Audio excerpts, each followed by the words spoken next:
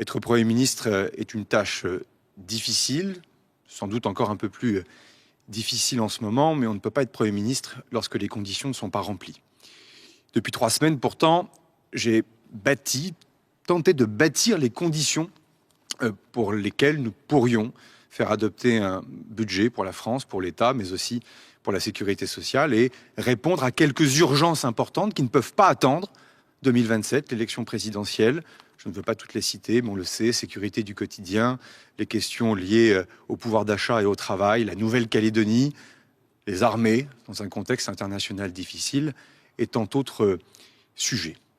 Depuis 3 semaines, ma parole a été rare et j'ai tenté de construire un cheminement avec les partenaires sociaux, forces patronales, forces représentant les syndicats salariés, notamment sur des sujets qui ont pu faire l'objet de blocages depuis maintenant de nombreuses semaines, voire pour certains sujets. Je pense au travail, aux retraités, pardonnez-moi, à la pénibilité, aux femmes, aux carrières longues, des sujets qui sont parfois bloqués depuis plus de 20 ans et sur lesquels nous étions en train d'avancer sur des solutions concrètes, sur l'assurance chômage, sur le financement de notre sécurité sociale et permettre au fond des 2 manifestations qui s'étaient tenues dans le pays tout au long de ce mois de septembre, d'être capable de refaire vivre le paritarisme et la démocratie sociale. Ce temps, je l'ai aussi consacré avec les formations politiques du socle commun pour bâtir une feuille de route, mais aussi évidemment de l'opposition, puisque c'est elle qui décide en grande partie du sort et de l'avenir non seulement du gouvernement, mais aussi du pays à travers l'adoption ou non d'un budget. Ces consultations officielles, parfois plus discrètes, nous ont permis d'avancer sur un certain nombre de sujets. Je l'avais dit vendredi matin, dans le secret du bureau, les langues se délient et les lignes rouges deviennent oranges et parfois vertes, avec parfois évidemment quelques lignes qui bougent sur l'assurance chômage, sur la question de la justice fiscale ou encore sur la question des retraites. Avec néanmoins toujours ce sentiment que la ligne se recule à chaque fois que nous avancions, mais de cela aussi, j'y reviendrai dans un instant. Et puis j'en suis arrivé à la conclusion vendredi dernier qu'au fond, le Parlement devait toujours avoir le dernier mot, que l'article 49 alinéa 3 de la Constitution était un moyen de contraindre sa majorité, dans l'esprit du constituant, notamment de Michel Debré et du général de Gaulle, et que cela ne servait à rien de donner l'impression que les débats n'iraient pas jusqu'au bout. En ce lundi matin, les conditions n'étaient plus remplies pour que je puisse exercer ces fonctions de Premier ministre et permettre au gouvernement d'aller devant l'Assemblée nationale demain. Pour 3 raisons.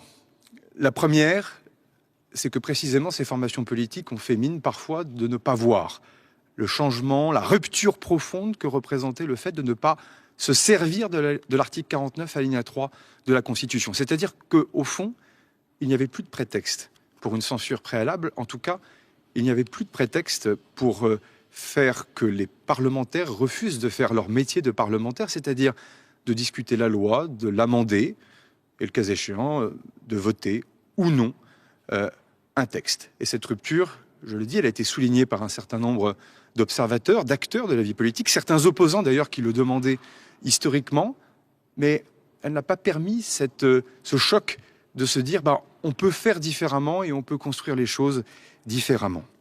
La deuxième des choses, c'est que les partis politiques continuent d'adopter une posture comme s'ils avaient tous la majorité absolue à l'Assemblée nationale. Et au fond, je me suis retrouvé dans une situation dans laquelle j'étais prêt à des compromis, mais chaque parti politique veut que l'autre parti politique adopte l'intégralité de son programme. C'est vrai des formations parfois du socle commun, c'est vrai aussi des oppositions. Or, nous l'avons dit, pas de coalition large, c'est un choix qui a été fait par les différentes formations politiques de l'opposition, de ne pas venir avec le socle commun au gouvernement, mais de permettre les débats et d'organiser ensuite les compromis, sachant que les compromis ne sont pas la compromission. Mais pour cela, évidemment, il faut changer d'état d'esprit et ne pas vouloir appliquer l'intégralité de son projet et de son programme. La troisième des choses, c'est que la composition du gouvernement au sein du socle commun n'a pas été fluide et a donné lieu au réveil de quelques appétits partisans, parfois non sans lien, c'est d'ailleurs très légitime, avec la future élection présidentielle. Je le dis, ou je le redis, Si ce moment est le moment le plus parlementaire de la Ve République, en aucun cas, il faut revoir vivre ici les mauvais moments de la Quatrième République. Et que donc, par définition, la construction d'un gouvernement se fait en fonction de la Constitution, sur proposition du Premier ministre, nommé par le Président de la République. Le dernier message que je veux dire aux Français, c'est qu'au fond, et c'est un message véritablement d'espoir et d'optimisme, de caractère, je ne le suis pas toujours, mais il suffirait de peu pour que ça fonctionne. J'avais dit ici même, on va y arriver, et je veux le redire, dans le secret des échanges que j'ai pu avoir, il suffirait de peu pour que l'on puisse y arriver. En étant plus désintéressé, pour beaucoup, en sachant aussi faire preuve d'humilité, peut-être aussi un peu parfois d'effacement de certains égos. Et je me suis employé, en tout cas je l'espère, à le faire. Ensuite, toujours avoir le sens de l'intérêt général et du fond. Ce qui compte, c'est ce qu'on va faire, en ayant l'humilité de considérer que certaines choses peuvent être faites avant 2027, d'autres choses seront faites ensuite, pendant le débat de l'élection présidentielle. Et au fond, il y a beaucoup de lignes rouges dans la bouche de beaucoup, en tout cas de certains, pas de tous, pas de tous. Il y a rarement des lignes vertes. Or, le principe même de bâtir un compromis entre les formations politiques, c'est d'être capable justement de conjuguer des lignes vertes et de tenir compte d'un certain nombre de lignes rouges.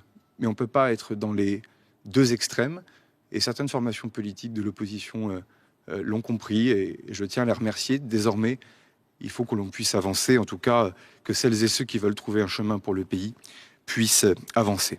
Et le dernier point, et je le dis avec respect, moi qui suis un militant, qui au fond est gravi les marches de la méritocratie républicaine grâce à l'élection comme maire, comme président de département, comme sénateur, je suis un militant et j'ai du respect pour celles et ceux qui s'engagent, mais il faut toujours préférer son pays à son parti, et il faut savoir écouter ses militants, mais toujours penser aux Françaises et aux Français. Merci à toutes et à tous. Je vous remercie.